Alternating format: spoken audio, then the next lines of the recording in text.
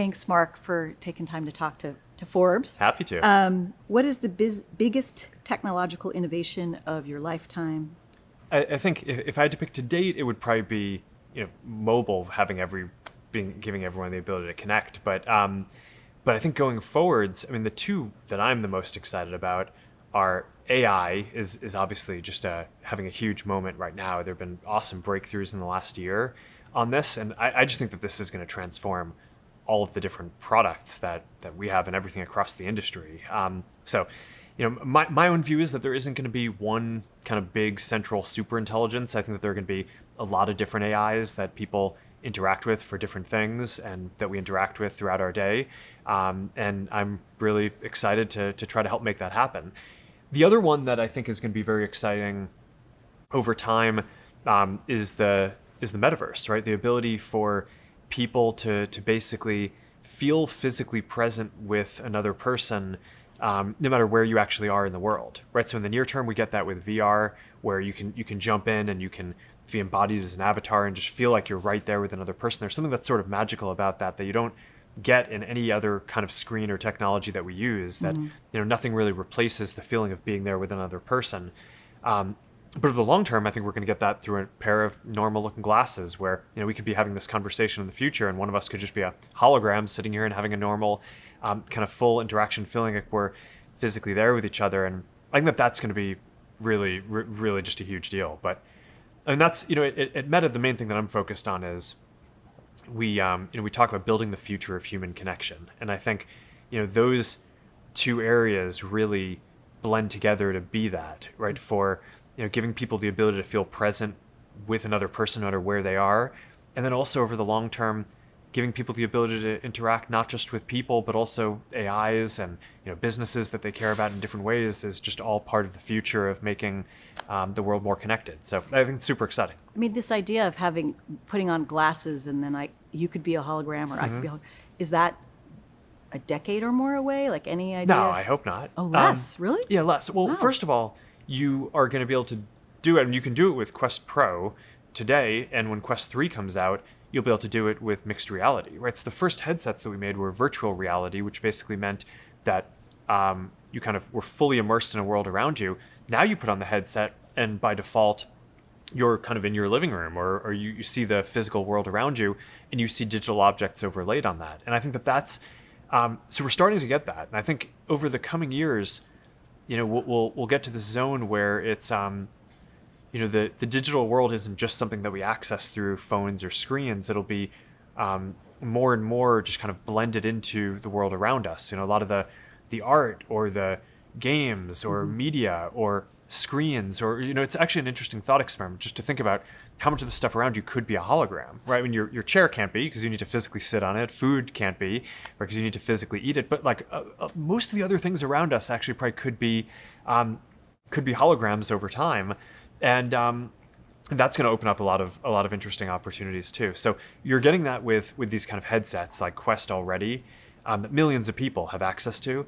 And then my hope is that over the next several years, we'll also get increasingly powerful glasses. But that's a very hard tech problem because you're basically fitting like the equivalent of a supercomputer into a pair of normal looking glasses. So making things small is hard. I think that's why I was thinking it would take a decade. Because like thinking about the difference in size between what the Quest 3 and the Ray-Ban Stories, they're pretty different, Yeah, and it's not necessarily that you're going to be able to do the same thing with both. Just like, a computer might have more power on your desk than your phone, but, you can still do a lot of awesome stuff with your phone. My guess is that glasses will walk around throughout the day with them. They won't be quite as powerful as what you'll be able to do with a full headset. But so maybe if you're like sitting down to work on something, or if you're like a surgeon and you're going to do a remote surgery, then you probably want like a more powerful VR headset, not just a small pair of glasses. But for like mobile use cases, walking around in places where you're going to be interacting with a lot of other people live, where you want to be, you want to see the people around you, not just have a headset on. I think that's going to be super useful. So I think it's going to be this decade. What would you say is the hardest part of running Meta? Well, I think the hardest, this may just be for me because of the way that I'm oriented, but It's a big company, and I think getting the people right and the culture right is the thing that both matters the most and is sort of the hardest to dial, especially as a company scales.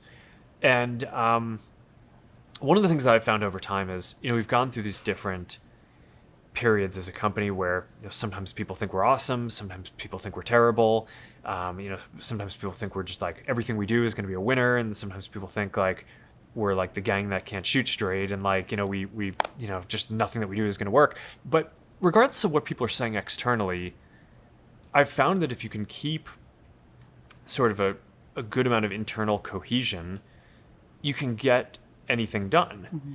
right? Whereas even when sometimes people are very excited about the company, if people internally aren't actually aligned on what we need to go do, then it's very hard to get things done. So for me, I mean, it's maybe somewhat of a trite thing to say, but I think this is all about getting people right and getting the right people to involved and building great teams of awesome people to be able to build new things that are super impressive for a lot of people. So that to me is probably what I spend the most time focused on, and it's probably the most important part of running a company.